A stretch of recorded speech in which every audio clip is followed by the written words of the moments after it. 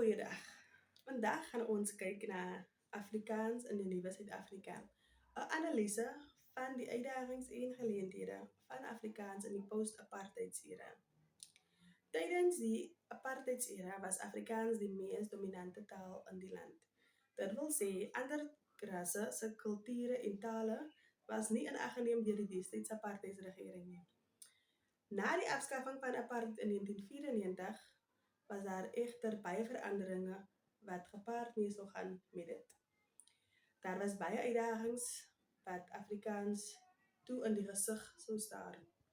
Van hierdie uitdagings was die politieke perspektiewe, taalveranderinge, die afname van Afrikaans in onderwys asook media en kultuur. By die politieke veranderinge het die Demokratiese Party wat die land oorgevat het na die afskaffing van Afrikaans, hulle het Afrikaans heeltemal afgehaal en Engels die medium van kommunikasie gemaak in die land. Dit wil sê alle offisiële inligting aan die publiek was in Engels. Die tweede een is media en kultuur.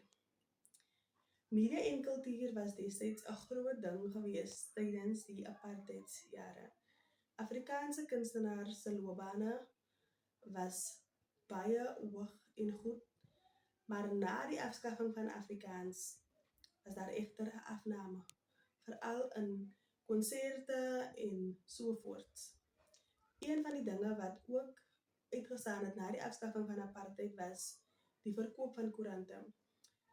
In daardie tyd was die koerante alles in Afrikaans en na die afskaffing was daar nou 'n verskeidenheid van koeranthuise en van hierdie koeranthuise was in Engels.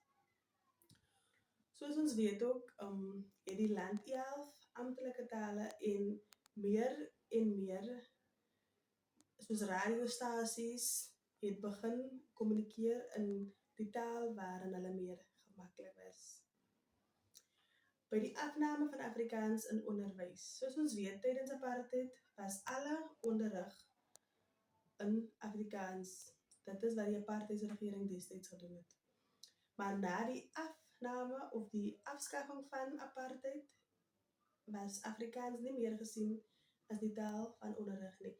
En omdat die nuwe demokratiese regering Engels as die medium van onderrig gemaak het of kommunikasie met meeste van die skole, het Afrikaans 'n baie groot afname in die gesig gestaan.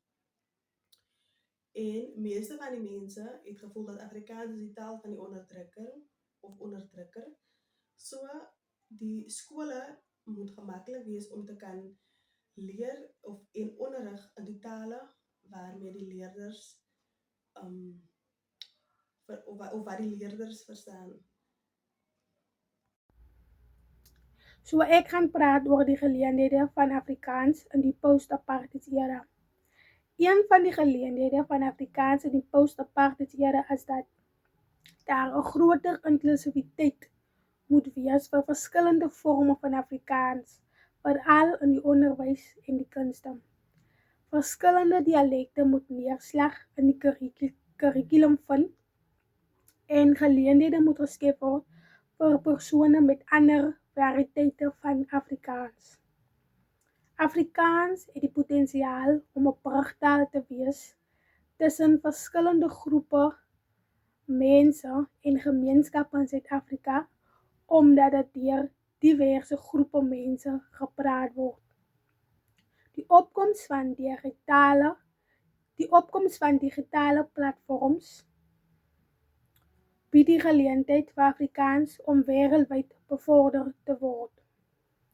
Internasionale bemarking van Afrikaanse musiek, films en literatuur kweek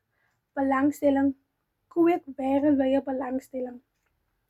Die instandhouding van Afrikaanse skole en tersiêre instellings bied 'n vaste grondslag vir die groei van taal. En laastens, waar Engels oorheers, kan double medium skole steeds Afrikaanse voortbestaan verseker. Een van die sleutelkomponente van Suid-Afrika se demokrasie en post-apartheid samelewing is die strewe na inklusiwiteit binne die taallandskap van die land. Die land is meertalig en het 11 amptelike tale. Hierdie taalgemeenskap is baie verskillend as wat die verdeling tussen Afrikaans en Engels en ander Bantu tale, Zulu, Xhosa, Sotho, Tswana, Tsonga, Venda, Siswati en Sepedi laat vermoed. Baie Bantu tale word nie as standaardvorme beskou nie en verskeie Indiese tale word ook deur verskillende taalgemeenskappe verteenwoordig. Die Grondwet van Suid-Afrika erken taaldiversiteit en die reg van elke burger om in hul moedertaal te kommunikeer. Taalbeleid in Suid-Afrika is in werklikheid dikwels moeilik om te implementeer. Die meeste amptelike dokumente en onderrigmediums word steeds hoofsaaklik in Afrikaans en Engels geskryf, wat minderheidsgroepe en ander mense se moedertale swak maak. Die taal wat in skole gebruik word is 'n belangrike faktor wat die akademiese prestasie van studente in baie dele van Suid-Afrika beïnvloed. Verder is die oorgang na 'n meertalige onderrigmodel waar leerlinge in hul moedertaal kan leer, 'n uitdagende onderneming wat dikwels nie voldoende ondersteun word deur die onderwysinfrastruktuur en hulpbronne nie. Die beskerming van taalregte is nie die enigste doelwit van sosiale inklusiwiteit in die taallandskap nie. Dit is ook 'n manier om die taalgroepe te help wat histories gemarginaliseer is. Die gebruik van inheemse tale is beperk in openbare instellings en media, terwyl Engels steeds die hooftaal is aan die werksplek en staatsdienste. Die waarde van inheemse tale as 'n kultuurlike erfenis en 'n hulpmiddel om gelykheid te bevorder is van kritieke belang. Alhoewel pogings aangewend word om taalbeleid en sy implementering te verbeter, verskil die praktyk dikwels van die idealistiese idees wat in die grondwet gewaardeer word. Verskeie studies het oor 'n nuwe benadering tot taalonderrig gepraat wat multilingual vermoëns as 'n voordeel beskou. Die gebruik van hierdie metode kan help om minderheidsgroepe en ekonomiese en sosiale mobiliteit te bevorder. En dit kan ook help om taaldiversiteit in globale samelewing te waardeer. Dit is moontlik om meer inklusiwiteit in die samelewing te verhoog deur taalbronne te optimaliseer en meertaligheid te bevorder, volgens die South African Language Rights Monitor. Het 'n ryk en diverse taallandskap. Hierdie taaldiversiteit weerspieël die land se veelvoudige kulturele agtergrond, maar bring uitdagings in die terme inklusiwiteit.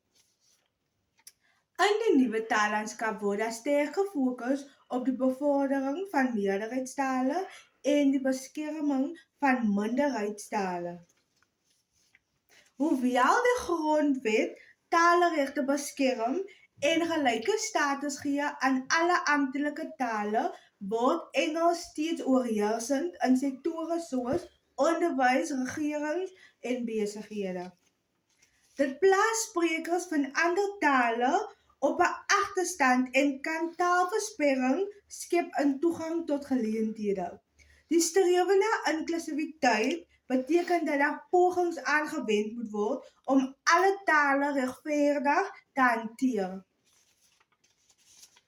Die regeringsbeleid poog om alle tale te versterk, maar praktiese implementering bly 'n uitdaging. Om ware inklusiwiteit te bereik, moet alle Suid-Afrikaners taaldiversiteit waardeer en 'n struktuur skep wat regtig gelyke toegang tot tale en geleenthede verseker. Wat is jou gedagte oor hoe ons taaldiversiteit kan bevorder?